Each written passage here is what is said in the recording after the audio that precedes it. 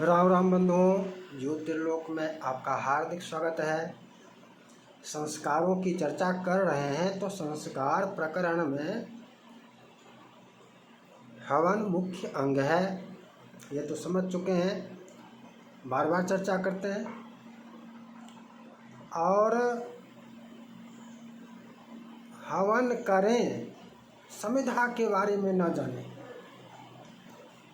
समिधा क्या कैसा, तो हवन कैसे? हवन में समिधा तो आवश्यक है।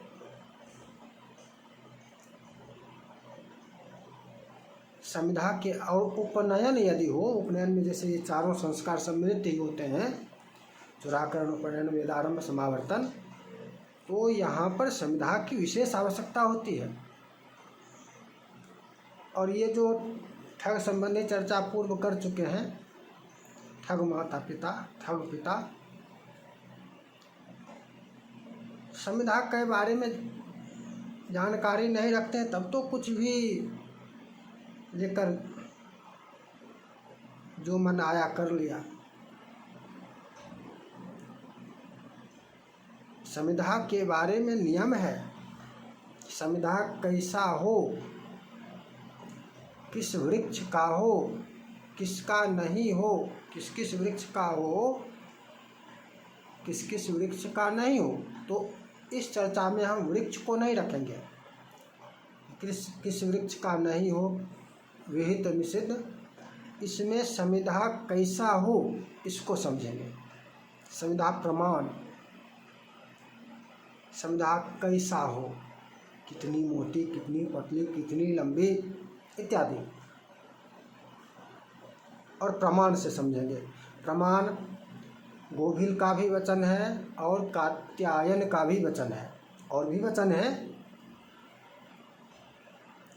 नांगुष्ठादधिका ग्राह्या समित स्थूलतया क्वचित् प्रादेशान्ना न वियुक्ता त्वचा चैव न सकीटा न पाटिता। नांगुष्ठादधिका, अंगुष्ठ, अंगुष्ठ से अधिक, न ग्राह्या, ग्राह्य नहीं, क्या, मोटा। अंगुष्ठ की जो मोटाई होती है, इससे अधिक मोटी समिधा न ग्राह्या, ग्राह्य नहीं। समित स्थूलतया क्वचित, कदापि नहीं, इससे अधिक स्थूल, इससे अधिक मोटी, अंगुष्ठ से अधिक मोटी समिधा अग्राह्य।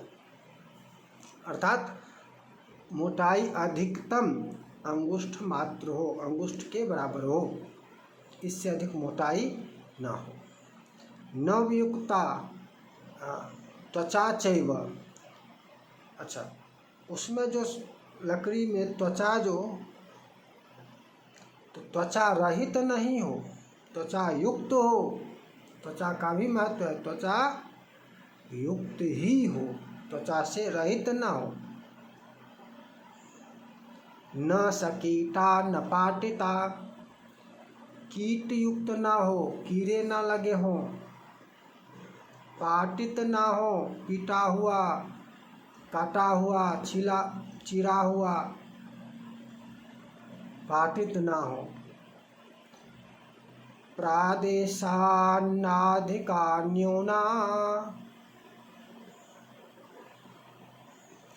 प्रादेशान्नाधिका न्यूना न शाखा विशाखिका। प्रादेश से ना अधिक हो ना न्यून हो। समिधा की बात जब भी आती है तो यही प्रादेश प्रमाण कहा जाता है। प्रादेश प्रमाण से ना अधिक हो ना न्यून हो, न बड़ी हो न छोटी हो। क्या करते हैं, एक इतना बड़ा होता है, एक इतना बड़ा होता है, एक 12 अंगुल का भी होता है, एक 10 अंगुल का भी, एक 8 अंगुल का भी, एक 4 अंगुल का भी, जैसा मन तो इसे तोड़ लिया, जैसे मन तैसे।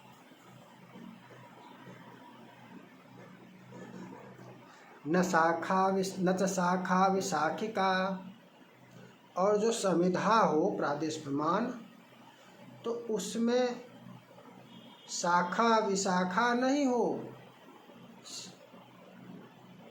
वो समिधा मात्र हो, शाखा विशाखा से रहित हो। शाखा कहानी अलग अलग उसमें जो होगा,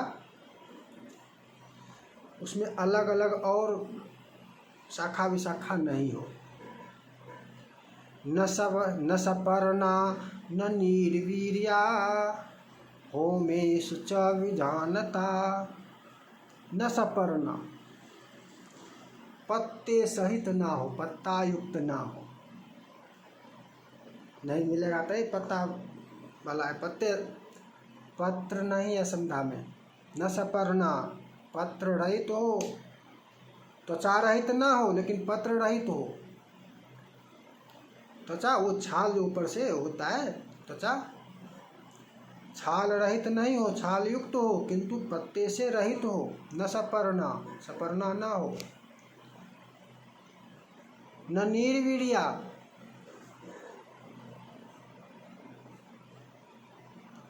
निर्वीर्या इसका अनेक अर्थ होगा। मुख्य अर्थ मजबूती समझे।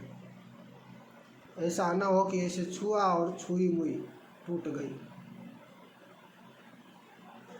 भीतर से खोखला ना हो, खोखला खोखली समिधा ना हो।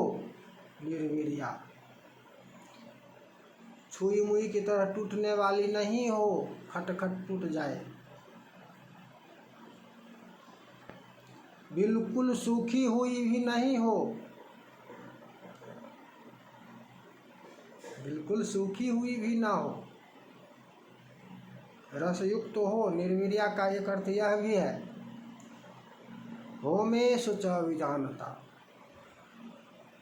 होम में इसको जानना आवश्यक है। होम में ऐसी समिधाओं का ही प्रयोग करना चाहिए। समिधा के प्रयोग में इसको जानना आवश्यक है। जानेंगे नहीं तो समिधा सही से लाएंगे कैसी? समिधा का प्रमाण और कितने जगह आप अभी आपने जान लिया, चर्चा हो गई। अब आप स्वयं सोचिए, जहाँ जहाँ आपने हवन देखा है या आपका जब उपनयन हुआ था तो आपके उपनयन में समिधा कैसी थी? वो लकड़ी जो होती है हवन में देने वाली, चाहे वो अन्य हवन में जहाँ नवग्रह समिधा होती है, नवग्रह समिधा को भी देखिए मार्केट से जो खरीद कर ले आते हैं वो भी समिधा ही है। नवग्रह समिधा को भी देखिए क्या होती है उसमें।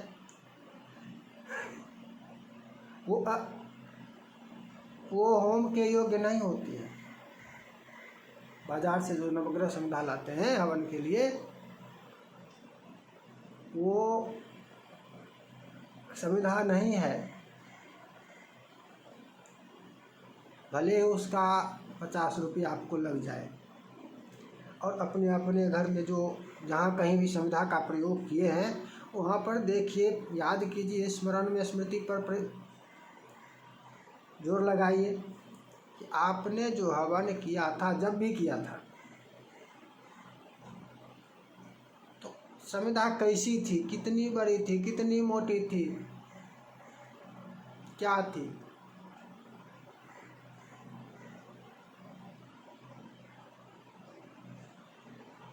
इसका विचार रखना चाहिए।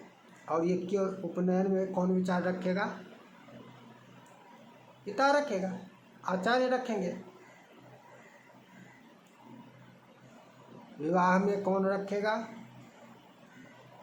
रखना तो वास्तव में वर का स्वयं का काम है, लेकिन वर स्वयं तो कुछ करता नहीं है। आयोजक तो अन्य कन्या पक्ष वर पक्ष दोनों के अभिभावक लोग होते हैं, तो जो व्यवस्था करते हैं उनको इसका ध्यान रखना होगा। और सबसे पहले पुरोहित को ध्यान रखना होगा। फिर से पुरोहित कभी बरी नहीं हो सकते। कर्मकांडी जो पंडित बनकर कहीं पर उपस्थित हो रहे हैं वो दोष मुक्त नहीं हो सकते। जहाँ कहीं भी कुछ भी विपरीत हो रहा है दोष हो रहा है, दोषयुक्त हो रहा है, आप उस दोष के सर्वप्रथम भागी हैं। इस चर्चा को यहीं विराम देते हैं, पुनः मिलेंगे नई चर्चा के साथ। जय जय श्री राधे।